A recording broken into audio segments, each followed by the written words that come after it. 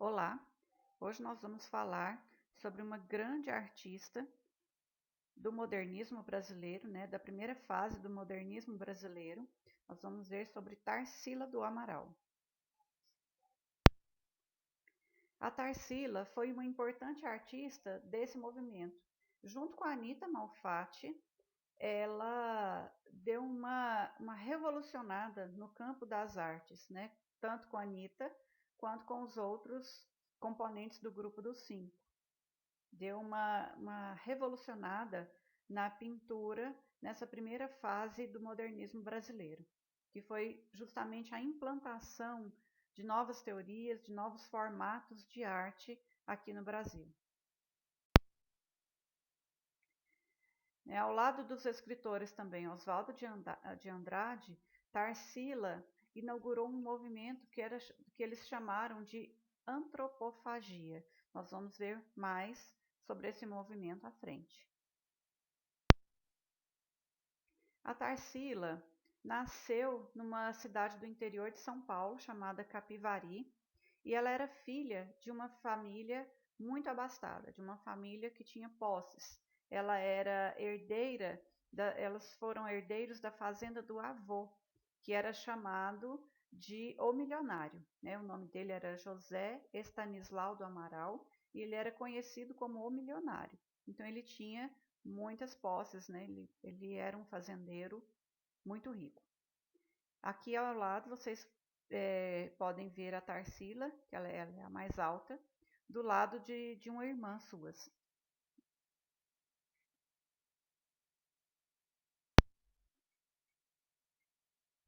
Mais tarde ela estudou numa escola em São Paulo chamada Sion, e depois ela foi para Barcelona estudar arte.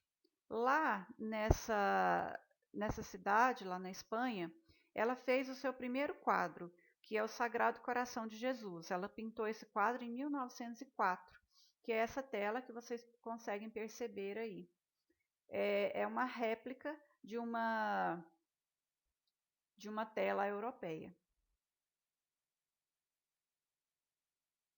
Quando ela voltou de Barcelona, ela se casou. Ela era muito jovem e se casou com André Teixeira Pinto e teve a sua única filha, que ela deu o nome de Dulce. Só que esse casamento não foi para frente.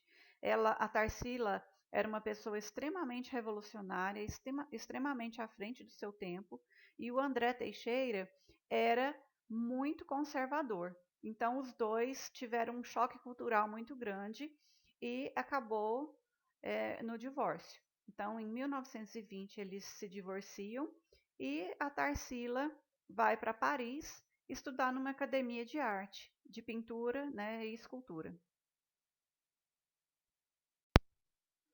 Quando ela volta ao Brasil, o movimento modernista já estava assim, a ideia do movimento modernista já estava perambulando pelas mentes dos artistas da época.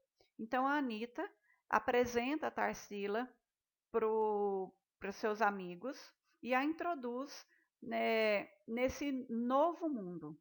E a Tarsila, como já estava vindo da Europa, então ela já tinha essas noções, ela já tinha tido contato com as vanguardas europeias, já sabia do conhecimento, então ela teve uma aceitação muito boa. E daí ela começa a namorar com um dos integrantes desse grupo, que é o Oswaldo de Andrade. E daí eles formam o grupo chamado Grupo dos Cinco. E aí eles promovem muitas reuniões, muitas festas, muitas conferências, a própria Semana de Arte Moderna. Então eles fazem um rebuliço culturalmente em São Paulo.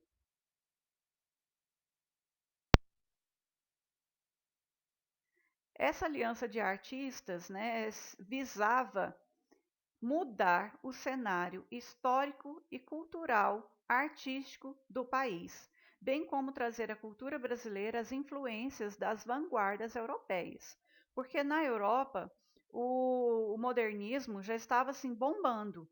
Os movimentos artísticos aconteciam um atrás do outro. As pessoas, os artistas europeus, estavam totalmente inseridos nessa nova maneira de se fazer arte. E aqui no Brasil ainda permanecia o clássico. e os artistas modernos, né, esse grupo dos 5, que introduziu essas questões artísticas tão modernas aqui no Brasil. A Tarsila, ela teve mais de 270 obras e foi dividida em fases bem distintas que vocês vão poder perceber daqui a pouco. A primeira fase foi chamada fase pau-brasil. Essa tela aí que vocês estão vendo é uma fase que pertence a essa obra. A essa fase, aliás. Tarsila sempre gostou, como ela foi criada em fazenda, né, como foi criada no interior, ela sempre gostava de usar cores que os seus mestres chamavam de cores caipiras. Então eles tolhiam a Tarsila para usar esse tipo de cores, né? Falava que não era adequado, que não era apropriado. E só que ela era muito senhora de si, ela tinha uma personalidade muito forte e ela não se deixou levar. Daí ela fez uma viagem para Minas Gerais e lá ela teve contato com várias cenas e com várias cores e isso despertou nela esse desejo de trabalhar justamente com essas cores caipiras e de resguardar uma personalidade assim muito brasileira, uma personalidade rural e também de cenas urbanas das cidades pequenas. Então, nessas telas, nessa fase, ela usa muito essas cores chamadas cores caipiras.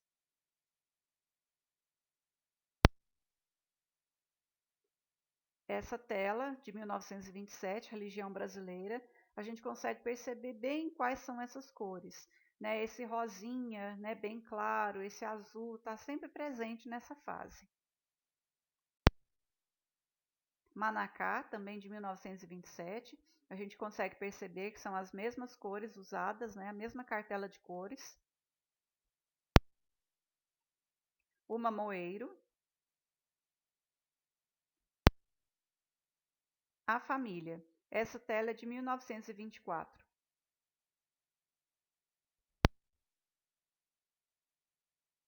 São Paulo, também de 1924, essa tela. E com as mesmas características, né? As mesmas cores ditas caipiras. Morro de Favela, também data de 1924, com as mesmas características. Bem, então é uma fase em que todas as telas têm praticamente as mesmas características em questão de elementos que foram colocados na tela e também das cores. E aí vem a fase antropofágica, que já dá uma mudada, apesar dela continuar usando cores bem fortes, que era uma característica dela, mas o estilo de pintura dá uma mudada. Nessa fase, ela continua, né, usando as cores fortes, mas os temas mudam assim completamente. Os temas agora era do seu imaginário, né, dos sonhos, as lembranças de infância, visões de objetos reais, que ela transformava esses objetos em bichos, né, formas muito revolucionárias para a época.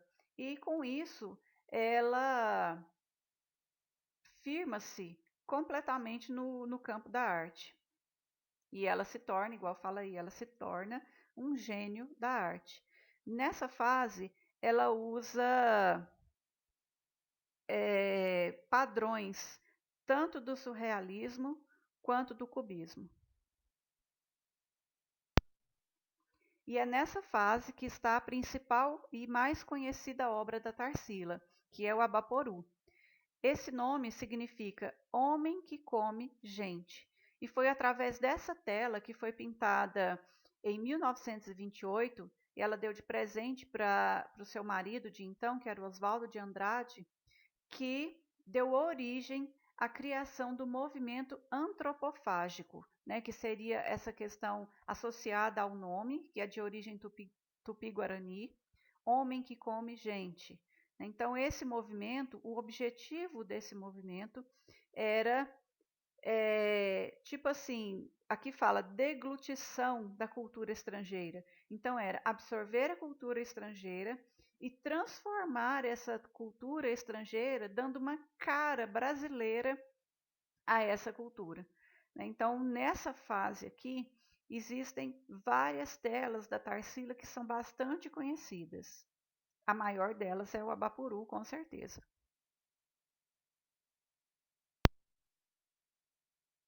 Antropofagia, que foi pintada em 1929, que lembra muito Abapuru. Sol Poente, também foi pintado em 1929, e aí tem uma pegada surrealista, né, como se fosse um sonho, tem essa pegada surrealista. Distância, essa também lembra muito as técnicas surrealistas. É o surrealismo do modo Tarsila de ser, né? Não tem nada a ver com o surrealismo lá do Salvador Dalí, por exemplo. E tem a fase social. A pintora fez uma exposição lá em Moscou, em 1931. Nessa época, ela já havia separado do Oswald de Andrade e ela está com um namorado chamado Osório César. Então, quando ela chega dessa exposição lá em Moscou, o Oswaldo César era um partidário, né? Ele fazia parte da causa comunista e acabou influenciando a Tarsila. Então, ela sensibilizada com essas temáticas da classe operária no mundo e também no Brasil, ela faz uma das obras mais conhecidas também e muito exploradas, que é a tela Operários. Ela foi feita em 1933.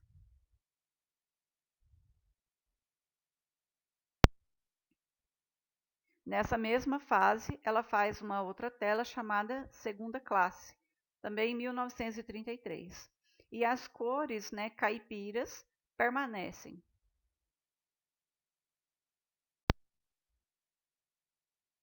Em 1965, ela fez uma cirurgia na coluna, só que aí aconteceu um erro médico e ela ficou paralítica. No ano seguinte, né, em 1966, a sua única filha morre. Com 86 anos, a Tarsila falece em São Paulo, no dia 17 de janeiro de 1973, mas deixou um grande legado para a história da arte brasileira.